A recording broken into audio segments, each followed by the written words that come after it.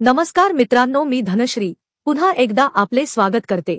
संपूर्ण महाराष्ट्रासाठी आत्ताची क्षणाची सर्वात मोठी आणि महत्त्वाची बातमी। संपूर्ण महाराष्ट्र हादरला।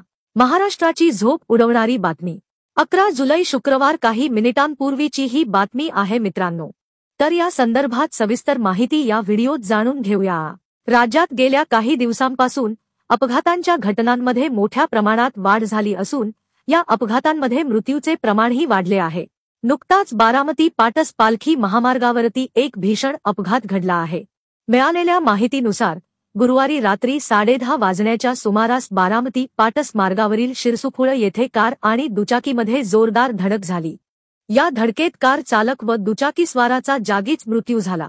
हा अपघात एवढा भीषण होता की दुचाकी स्वाराचं धड आणि शीर वेगळं झालं होतं, तर कारमध्ये घुसलेली दुचाकी अक्षरशः क्रेनने ओढून बाहेर काढावी लागली। पुढील बातमी बघा। पुणे मुंबई द्रुतगती मार्गावर लोणावळ्याजवळ गुरुवारी मध्यरात्री एक भीषण अपघात झाला। चालकाचे नियंत्रण सुटल्याने एका एसटी बसने ट्रेलरला पाठीमागून धडक दिली। या अपघातात बसचालकाचा जागीच मृत्यू झाला असून वाहकासह 9 प्रवासी जखमी झाले आहेत। पोलिसांनी दिलेल्या माहितीनुसार हा अपघात रात्री 2:15च्या सुमारास लोणावळा ते खंडाळा घाटात घडला। बसमध्ये एकूण 33 प्रवासी प्रवास करत होते। दरम्यान जखमींना सोमाटणे येथील खासगी रुग्णालयात उपचारासाठी दाखल केले। पुढील बातमी बघा।